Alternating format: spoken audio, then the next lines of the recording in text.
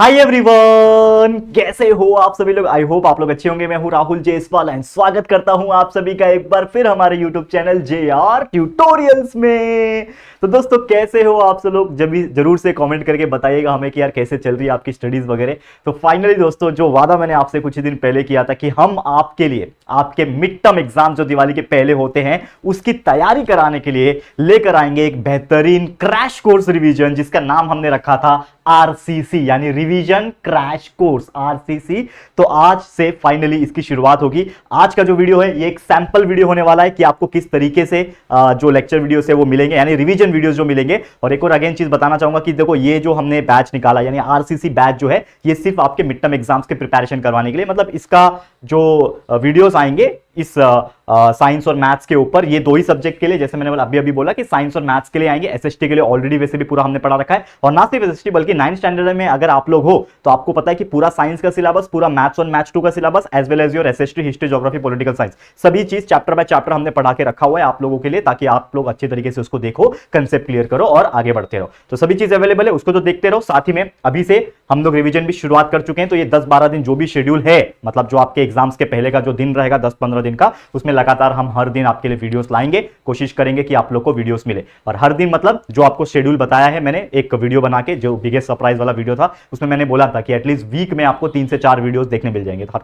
हफ्ते में 4 वीडियो आपको मिलेंगे। मैथ्स के लिए 2 मिल सकते हैं, साइंस के लिए 2 मिल सकते हैं। तो इस तरीके से आप रिवीजन करते रहो अपना, ठीक है। और एक सबसे इंपॉर्टेंट चीज है कि मैं आपसे पूछना चाहूंगा कि जैसे कि मैंने आपको अभी बताया कि ये जो वीडियोस हम बना रहे हैं ये मिड टर्म एग्जाम्स के पॉइंट ऑफ व्यू बना रहे हैं। अब मिड टर्म एग्जाम्स हर एक स्कूल में अलग अलग दिन होंगे, और उनके अंदर यानी मिड टर्म एग्जाम्स में जो भी सब्जेक्ट है उसके अंदर भी जो चैप्टर्स होंगे वो अलग अलग होंगे। तो मैं आपसे एक रिक्वेस्ट करना चाहता हूं कि आप लोग मुझे जरूर से कमेंट करके बताना कि आप लोग का कौन सा सब्जेक्ट में कितने चैप्टर्स आने वाले, कौन कौन से चैप्टर्स आने वाले। मान लो कि आप लोग, देखो मैं आपको करा रहा हूं मिड टर्म एग्जाम्स के लिए रिवीजन, तो मुझे पता होना चाहिए ना कि कौन सा चैप्टर पढ़ाना है। रैंडमली अगर मैं 12th चैप्टर चालू करूं, मान लो 10वां चैप्टर स्टार्ट कर दूं, और आप बोलोगे सर ये चैप्टर तो हमें है ही नहीं, क्योंकि देखो हर एक स्कूल अलग अलग पैटर्न से चलता है। बोर्ड तो है नहीं है, 9वीं है, तो हर एक स्कूल में पेपर बनता है, किसी का बाहर से भी पेपर आता है, तो वो लोग अपने अपने चैप्टर्स रखते हैं। तो आप लोग कमेंट करना कि साइंस में, मान लो कि आप लोग कमेंट करोगे कि साइंस सब्जेक्ट 9 तो है ही आपका, ये वीडियो के कमेंट सेक्शन में आप करोगे तो 9th में कौन कौन से चैप्टर आने वाले, 9th साइंस में। तो साइंस में आप लिखो, समझ लो चैप्टर नंबर 1 आ रहा है, 2 आ रहा है, 4 आ रहा है, 6 आ रहा है, 8 आ रहा है, जो भी आ रहा है वो नंबर लिख देना, मुझे पता चल जाएगा कि कौन कौन से चैप्टर्स आने वाले। वैसे ही मैथ्स 1 में कितने आने वाले, मैथ्स 2 में कौन कौन से आने वाले। तो बच्चे जब, इतने सारे बच्चे जब कमेंट करेंगे तो मुझे देखने मिलेगा कि सब में सिमिलैरिटी क्या है। जिसमें जिसमें सिमिलैरिटी देगी वो चैप्टर सबसे पहले मैं कराऊंगा, ठीक है, ताकि आप लोग को रिवीजन हो सके। और हमारे जो लेक्चर वीडियोस ऑलरेडी है उसको देख के पढ़ाई करते रहो। तो आज का जो वीडियो है ये एक तरीके से डेमो लेक्चर होने वाला है, जिसमें आपको मैं साइंस का एक टॉपिक, मैथ्स 1 का एक टॉपिक और मैथ्स 2 का भी एक टॉपिक आज के इस वीडियो में कराने वाला हूं, जो कि एक सैंपल वीडियो होगा। और उसके अगले दिन से जो भी टाइम टेबल रहेगा उसके हिसाब से हम आपको रिवीजन कराते रहेंगे, और डेली यानी कि हफ्ते में एटलीस्ट, जो जैसे मैंने बोला कि 4 वीडियो आपको मिलेंगे इसके, तो 4 वीडियोस आपको मिलते रहेंगे। तो टेंशन मत लेना, बस हमारे चैनल के ऊपर नजर बना के रखना कि यार क्या क्या आ रहा है, कौन कौन से दिन आ रहा है। और ये सिर्फ 9th के लिए नहीं है, 7th 8th 9th सबके लिए मैंने लॉन्च किया हुआ है। तो बहुत अच्छी चीज है, बहुत बड़ा एक तरीके से हमने एक कदम उठाया है कि यार हम चाहते तो रेस्ट कर सकते थे क्योंकि पूरा सिलेबस कंप्लीटेड है, पर मैंने आपसे एक वादा किया था कि यार मैं रेस्ट करने में मेरे को ज्यादा मजा नहीं आता है, मैं आपके लिए कुछ ना कुछ काम करना चाहता हूं और हमेशा करता रहता हूं। तो रेस्ट तो नहीं कर रहे, लेकिन आप लोग का मिड टर्म एग्जाम्स को ध्यान में रखते हुए आपके लिए यहाँ पे मेहनत करके रिवीजन कराने की कोशिश कर रहे हैं। हो सकता है ये आपके लिए बहुत ज्यादा हेल्पफुल हो जाएगा। तो आपसे एक रिक्वेस्ट ये कि प्लीज अपने सभी दोस्तों तक फैला देना, 9th के जितने भी आपके फ्रेंड्स होंगे, उसके फ्रेंड्स होंगे, रिलेटिव्स होंगे, फ्रेंड के फ्रेंड होंगे, सभी तक पहुंचा देना कि Rahul sir is back with the beast mode, और आ चुके हैं फिर से एक और बेहतरीन रिवीजन क्रैश कोर्स लेके। तो जरूर से बता देना उन सबको कि आके JR ट्यूटोरियल से पढ़ाई कर लो, रिवीजन कर लो, और बाकी जो चैप्टर्स और लेक्चर वीडियोस आप देखते हो वो तो आप देखते रहो, ठीक है। चलिए शुरुआत करेंगे वीडियो की, लेकिन इसके पहले अगेन आप टेलीग्राम नहीं यूज करते हो तो जरूर से टेलीग्राम यूज करके हमारे चैनल JR ट्यूटोरियल्स को ज्वाइन कर लो। वहां पे वीडियोस की नोटिफिकेशन, लिंक्स और कुछ नोट्स, PDF वगैरह हमने डाल रखे हैं ताकि आपको हेल्पफुल हो गए। और कभी भी वीडियोस हम अपलोड करते हैं, मान लो आपको पता नहीं चला कि हमारे वीडियोस आया, आपको यूट्यूब का नोटिफिकेशन नहीं आया, तो टेलीग्राम में भी जाके आपको पता कर सकते हो कि कौन सा वीडियो आया, उसका लिंक हम यहाँ पे भी शेयर कर सकते हैं। बाकी हमारा JR ट्यूटोरियल का एप्लीकेशन है, उसको जरूर से डाउनलोड करके इंस्टॉल कर लेना, क्योंकि बहुत जरूरी हो जाएगा आप लोग के लिए। बहुत सारी चीजें यहाँ पे हम डालने वाले हैं और डाल चुके भी हैं। और हमारा इंस्टाग्राम यूज करते हो तो पर्सनल लेवल पे जुड़ने के लिए जरूर से फॉलो कर लेना, मुझे भी अच्छा लगेगा। तो link is given in the description box. चलिए वीडियो की शुरुआत करेंगे। सबसे पहले आ जाते हैं साइंस के टॉपिक पे। तो एक चैप्टर है work and energy. Work energy chapter में कई सारे टॉपिक्स है, पूरा चैप्टर ऑलरेडी हमने पढ़ा रखा है, लेकिन एक टॉपिक है जो मुझे लगता है कि आज मैं एक सैंपल के तौर पे रिवाइज कराना चाहता हूं, जिसका नाम है दोस्तों kinetic energy and potential energy. One of the important topic. इसके बेस पे न्यूमेरिकल्स भी पूछते हैं, डेफिनेशंस भी पूछते हैं, या फिर शॉर्ट नोट भी पूछा जाता है, या तो डिफरेंस बिटवीन भी पूछा जाता है। मतलब इतना खतरनाक टॉपिक है। अब इसको एक एक करके डिस्कस करेंगे। What do you mean by, first is kinetic energy. What do you mean by kinetic energy? सबसे पहले एनर्जी का मतलब आपने समझा होगा, ये चैप्टर जब हमने आपको पढ़ाया था, energy is nothing but, energy can be defined as was, energy मतलब क्या है, कोई भी काम करने की जो ताकत होती है, that is nothing but the energy. Energy is the capacity to do work, इसका डेफिनेशन यही होता है, energy is the capacity to do work. For example if I want to uplift this marker, marker है plastic का टुकड़ा एक तरीके से, इसको मुझे अपलिफ्ट करना यानी ऊपर की तरफ फेंकना है, तो मैंने फेंका और मैंने इसको कैच कर लिया। तो जब मैंने इसको ऊपर फेंका तो मैंने क्या अप्लाई किया, फोर्स अप्लाई किया। तो कहीं ना कहीं मैंने क्या अप्लाई किया, फोर्स अप्लाई किया, और फोर्स अप्लाई करने की वजह से ये जो मार्कर जो पहले यहां था अब ये कहां चला गया, ऊपर चला गया। इसका मतलब इसमें क्या हो गया, डिस्प्लेसमेंट हुआ। तो कहीं ना कहीं एक ताकत लग रही है, फोर्स, ठीक है, एक ताकत लग रही है, फोर्स, ठीक है। देखो ध्यान से इस वर्ड को समझो, इस वर्ड को समझो, ताकत लग रही है, फोर्स, और उसके वजह से क्या हो रहा है, ये मार्कर यहां से लेके यहां तक चले जा रहा है, मतलब हो रहा है उसका डिस्प्लेसमेंट। तो फोर्स और डिस्प्लेसमेंट जब मिल जाते हैं तो होता है वर्क।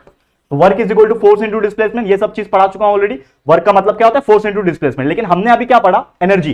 तो एनर्जी का मतलब क्या होता है, कैपेसिटी टू डू वर्क। तो यही वर्क को करने के लिए जो चीज की जरूरत है वो चाहिए मुझे एनर्जी। तो मेरे अंदर क्या है, एनर्जी है। तो मैंने क्या किया, एनर्जी के हेल्प से मैंने इसको उछाला तो वर्क हुआ। तो एनर्जी, वर्क को करने के लिए चाहिए एनर्जी, ठीक है, और वर्क होने के लिए क्या चाहिए, ताकत, फोर्स, और तभी होगा डिस्प्लेसमेंट। तो ये आपको ध्यान में रखना है। तो ये जो एनर्जी है वो दो टाइप की होती है, काइनेटिक एनर्जी होती है, वैसे तो एनर्जी कई सारे टाइप की होती है अगर सही बोलो तो, मतलब ये तो चलो एक पार्ट है पोटेंशियल एंड काइनेटिक, लेकिन energy is various type of, that is we can say heat energy, we can say mechanical energy, we can say electrical energy, we can say wind energy, tidal energy जिसको हम लोग बोलते हैं, water energy, hydro energy, बहुत सारे type के होते हैं। वो कभी और डिस्कस कर लेंगे, रिवीजन है, फटाफट जाना है। तो सबसे पहला जो है काइनेटिक एनर्जी। तो काइनेटिक एनर्जी का मतलब ये होगा the energy possessed by a body due to its motion. यानी कि अगर कोई भी ऐसी बॉडी है, यानी कोई भी ऐसा एक ऑब्जेक्ट है जो मोशन में है, चल रहा है, दौड़ रहा है, मतलब मूवमेंट है उसके अंदर, मोशन हो रहा है, तो उसके ऊपर जो एनर्जी काम कर रही होगी, जो एनर्जी लग रही होगी, उस एनर्जी को हम लोग बोलेंगे काइनेटिक एनर्जी। ये आपको ध्यान में रखना है। यानी कि इफ एनी ऑब्जेक्ट और any body is in motion, is in motion, motion में है, तो उसके ऊपर एनर्जी क्या लग रही है, काइनेटिक एनर्जी। एग्जांपल कई सारे हैं, कई सारे एग्जांपल है। मान लो कोई ट्रेन है, रन कर रहा है, रनिंग ट्रेन, ठीक है, रनिंग ट्रेन, मूविंग कार, ठीक है, या फिर मैं खुद यहां से वहां चल रहा हूं, देखो यहां से वहां मैं क्या कर रहा हूं, मूव कर रहा हूं। तो मैं जो ये मूवमेंट कर रहा हूं, मैं एक जगह पे खड़ा नहीं हूं भैया, मैं मूव कर रहा हूं। तो मुझे जो मूव करने में जो एनर्जी लग रही है ये होगी काइनेटिक एनर्जी। तो कोई भी ऑब्जेक्ट, पानी का झरना बह रहा है, टाकी ऊपर तक, बिल्डिंग के ऊपर टंकी होती है पानी की, वो भर के पानी नीचे गिरने लगा, that is kinetic energy. Car move हो रही है, काइनेटिक एनर्जी। ट्रेन चल रही है, काइनेटिक एनर्जी। पंखा गोल गोल घूम रहा है, काइनेटिक एनर्जी। तो अगर कोई भी ऑब्जेक्ट जो मोशन में है, कोई भी तरीके का मोशन हो, मोशन में है, तो भैया समझ जाना कि वो काइनेटिक एनर्जी होती है। और यही काइनेटिक एनर्जी को कैलकुलेट करने के लिए एक फॉर्मूला होता है। क्या होता है, काइनेटिक एनर्जी को कैलकुलेट करने के लिए एक फॉर्मूला होता है। वो फॉर्मूला क्या है दोस्तों, वो होता है दोस्तों kinetic energy is equal to half multiply by M multiply by V square. इसका मतलब क्या हुआ कि हाफ तो एक नंबर है, 1/2 मतलब एक नंबर, एम मतलब मास होगा यहां पे, एम का मतलब उस ऑब्जेक्ट का मास, और वी का मतलब होता है स्पीड, या फिर जिसको हम लोग वेलोसिटी बोलते हैं।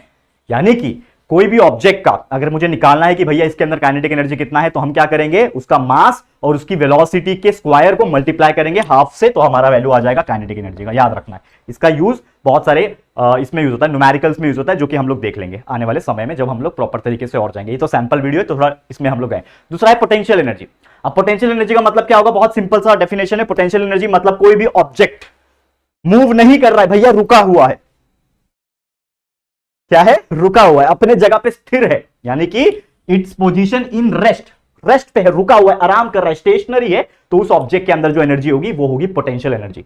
जैसे ये मार्कर मैंने यहां पे रख दिया, हिल रहा है क्या मार्कर, हिल रहा है, ध्यान से देखो, ध्यान से देखो, हिल रहा है क्या मार्कर, नहीं हिल रहा है, तो इसके अंदर जो एनर्जी है रखी हुई वो होगी पोटेंशियल एनर्जी। तो कई सारे एग्जांपल है, एग्जांपल कई सारे हो सकते हैं। स्टैंडिंग कार, स्टैंडिंग कार, कोई ह्यूमन है जो स्टैंड किया हुआ है, या फिर आप लोग समझ जाना, एक पंखा है, जैसे पंखा गोल गोल घूम रहा है, बटन चालू किया, पंखा घूमने लगा, तो वो एनर्जी हो गई काइनेटिक एनर्जी। लेकिन बटन बंद है, पंखा रुका हुआ है, तो वो हो गई पोटेंशियल एनर्जी। याद रखना, ठीक है। और इसका भी जो फॉर्मूला होता है वो याद रखना है आप लोग को, वो होता है दोस्तों, that is potential energy is equal to mass multiply by gravity multiply by उसका हाइट, कितने हाइट पे वो रखा हुआ है, mgh जिसको बोलते हैं। याद रहेगा, तो इसका इस्तेमाल करेंगे हम लोग जब हम लोग एक्चुअल में न्यूमेरिकल्स वगैरह देखेंगे तो देखेंगे, लेकिन ये आपको याद रखना है। तो कभी कभी डिफरेंस बिटवीन भी पूछेगा, तो आप ऐसा डिफरेंस बिटवीन लिख सकते हो, और डेफिनेटली ये आपको बहुत अच्छा लगा होगा। तो ये था हमारा sample topic, that is kinetic energy, potential energy. उम्मीद करता हूं कि आप काफी अच्छी तरीके से आपको ये समझ में आ गया होगा, ठीक है। तो ये था हमारा आज का पहला सेशन, जिसमें हमने बता दिया साइंस का रिविजन, एक टॉपिक के ऊपर, ठीक है। अब थोड़ा मैथ्स 1 के ऊपर चलते हैं। चलो मैथ्स 1 में क्या पढ़ना है, तो मैथ्स 1 अलजेब्रा जिसको हम लोग बोलते हैं, तो नॉर्मली एक चैप्टर है पॉलिनोमियल्स करके, आपको पता होगा। तो उम्मीद करता हूं कि ये चैप्टर आपके सिलेबस में फर्स्ट टर्म यानी मिड टर्म एग्जाम में होने वाला है। तो हमने एक टॉपिक लिया है ऐड द गिवन पॉलिनोमियल्स का और मल्टीप्लाई द पॉलिनोमियल्स का। ये क्वेश्चन बहुत बार पूछा हुआ है। दो पॉलिनोमियल्स दे देंगे, ये पॉलिनोमियल्स है, इनको ऐड करके दिखाओ। दो पॉलिनोमियल्स देंगे, इनको मल्टीप्लाई करके दिखाओ। तो चलो कैसे करते हैं, ऐड मल्टीप्लाई सब्ट्रैक्शन भी आता है, लेकिन उसको कभी और देख लेंगे। तो पहले ऐड का बताता हूं। सबसे पहले क्या करना है, दोनों पॉलिनोमियल को एक के साथ एक लिखना है। मतलब एक्स क्यूब लिखा है, माइनस 2x स्क्वायर है, माइनस 9, ये एक पॉलिनोमियल है, इसको मुझे क्या करना है, ऐड। तो एक ऐड का सिंबल प्लस कर दिया, और दूसरा वाला जो है साथ में लिख दो 5x cube plus 2x plus 9। अब आपको ध्यान से क्या देखना है इसमें, कि जो सेम सेम क्यूब या फिर सेम सेम पावर वाले हैं, क्यूब जैसे कि यहां पे है क्यूब वाला तो क्यूब के साथ, स्क्वायर वाला है स्क्वायर के साथ, तो जो सेम सेम पावर वाले हैं उसको साथ में रखो। तो यहां पे अगर आप देखोगे तो ये एक्स क्यूब है, ठीक है, और ये 5x क्यूब है। इसके बीच में क्या हो रहा है, एक्स क्यूब और ये 5x क्यूब का क्या होगा, प्लस होगा। तो ये क्या हो जाएगा, x cube plus 5x cube, दोनों को साथ में रख लिया, ठीक है। फिर यहां पे देखो ये माइनस 2x स्क्वायर है, इसको लिख दिया यहां पे माइनस 2x स्क्वायर। साथ में कोई एक्स स्क्वायर वाला टर्म है कि नहीं है, तो ये अकेला वैसे ही रहेगा। वैसे यहां पे देखो ये 2x है, ये भी प्लस 2x है, तो प्लस 2x अकेला है तो उसको एज इट इज रख लो। ये माइनस 9 है और ये प्लस 9 है, तो पहली बात तो ये दोनों खुद से क्या हो जाएंगे, कैंसिल हो जाएंगे। Minus 9 plus 9 gets cancel to each other. तो ये क्या आ गया, X cube plus 5x cube minus 2x square plus 2x। अब यहां पे देखोगे ये दोनों क्यूब क्यूब वाले हैं तो प्लस हो जाएंगे।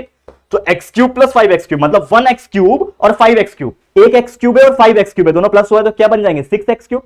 एक आम 5 आम, एक आम और 5 आम मिलके 6 आम बन जाएंगे। वैसे एक x क्यूब और 5x क्यूब मिलके क्या बन गया, 6x क्यूब बन गया। ये माइनस 2x स्क्वायर, इसको एज इट इज रख सकते, कुछ कर मतलब कुछ कर ही नहीं सकते ना इसको, और ये प्लस 2x को भी कुछ कर नहीं सकते, तो ये हो जाएगा हमारा आंसर। तो इन दोनों को हमने प्लस किया तो ये आ गया, सिंपल था। इन दोनों को हमने प्लस किया तो ये आ गया। वैसे एक और एग्जांपल है, यहां पे देखो ध्यान से, क्या बोल रहा है, इन दोनों को मल्टीप्लाई करके दिखाओ। तो मल्टीप्लाई कैसे करते हैं, याद रखना, पहला पॉलिनोमियल लिखा, मल्टीप्लाई का सिंबल डाला और दूसरे वाले को ब्रैकेट में लिख दिया, x square minus 2x minus 1, इसको ब्रैकेट में लिख दिया ब्रैकेट में। अब इसको मल्टीप्लाई करना है, तो हमेशा याद रखना कि ब्रैकेट के बाहर जो होता है वो अंदर मल्टीप्लाई होता है। तो 2x multiply by x square, एक एक करके, ये जो है इसको एक बार मल्टीप्लाई होगा, ये इसको एक बार मल्टीप्लाई होगा, ये 1 को एक बार मल्टीप्लाई होगा, जितने टर्म्स होंगे उसके साथ मल्टीप्लाई हो जाएगा, ठीक है। ध्यान से देखना, ठीक है। अब देखो यहां पे, तो 2x multiply by x square is nothing but 2x, देखो 2x multiply by x square is 2x cube, ठीक है। 2x multiply by 2x is nothing but 2 multiply by 2 is 4, बीच में क्या है माइनस, तो ये हो जाएगा 2 multiply by 2 4, x multiply by x x square, और ये 2x multiply by minus 1 is minus 2x। इसके आगे कुछ कर नहीं सकते, यही हमारा आंसर हो जाएगा, खत्म। कितना इजी था। तो 2x cube minus 4x square minus 2x, this is your answer. इस तरीके से मल्टीप्लाई कर सकते हैं। तो ऐसे कई सारे एग्जांपल्स हमने सॉल्व किया हुआ है ऑलरेडी, हमारे जो लेक्चर्स हमने पढ़ा रखे उसमें हमने किया हुआ है। तो ये हो गया हमारा आंसर, क्लियर, समझ में आ गया, ओके। तो ये था हमारा अलजेब्रा का पार्ट, सैंपल है एक तरीके से, हम लोग रिवीजन इस प्रकार हम लोग कराने वाले, तो उम्मीद करता हूं कि आपको ये टॉपिक अच्छे लगे होंगे। अब एक और ले लेता हूं मैथ्स 2 का टॉपिक। मैथ्स 2 का टॉपिक है ज्योमेट्री का, ज्योमेट्री जिसको बोलते हैं मैथ्स 2। तो इसमें एक चैप्टर है ट्राइंगल्स करके। तो ट्राइंगल्स में ये तो क्वेश्चन बहुत बार पूछे गए और नॉर्मली ऐसे एक सैंपल तौर पे मैं इसको लेके आया हूं, तो इसको भी देखते हैं क्या क्वेश्चन पूछा हुआ है। ऐसे क्वेश्चन बहुत बार पूछते हैं कि एक ट्राइंगल है PQR, तो एक ट्राइंगल बना लो। एक ट्राइंगल है जिसका नाम क्या है, PQR, ठीक है, रफली एक बना लिया मैंने, जिसमें बोल रहा है कि एंगल P मेरा जो है वो 70 डिग्री का है, ठीक है। एंगल Q मेरा 65 डिग्री का है, ठीक है। और एंगल R मुझे पता नहीं है, इसमें बोल रहा है find the angle of R। तो मुझे पता है एक चीज, क्या, एक ट्राइंगल के अंदर तीनों एंगल प्लस करेंगे तो 180 होता है। We know that the sum of all angle in a triangle is 180 degree, बराबर। तो हम लोग लिख सकते हैं, क्या लिखेंगे, we know that the sum of all angles in a triangle is equal to 180 degree, ये हमें पता है। तो इसका मतलब अगर हम हर एंगल को प्लस करें, मतलब एंगल P को एंगल Q के साथ प्लस करें प्लस एंगल R को प्लस करें, तो हमारा टोटल वैल्यू कितना आएगा, 180 डिग्री आएगा। ये हम जानते हैं, करेक्ट है, ये हमको पता है। तो इसमें वैल्यू डाल दो, एंगल P का वैल्यू कितना है मेरे पास, 70 डिग्री है, प्लस एंगल Q का वैल्यू कितना है मेरे पास, एंगल Q का वैल्यू जो है मेरे पास कितना है, 65 डिग्री है, बराबर। प्लस एंगल R मुझे पता है कि नहीं पता है, तो वैसे ही रहेगा, is equal to 180 degree.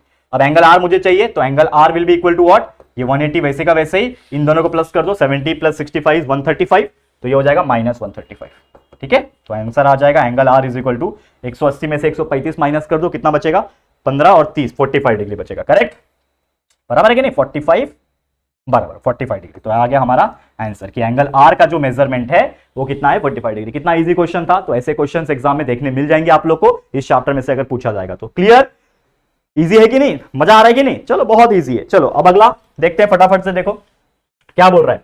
The measure of a triangle are X, X minus 20 and X minus 40 degree. 3 angle दिए हुए हैं, हमको बोल रहा है फाइंड द मेजर्स। तो पहली बात तो हम अगेन वही चीज लिखेंगे कि we know that the sum of all angles in a triangle is equal to 180 degree. ये मैं जानता हूं, ठीक है।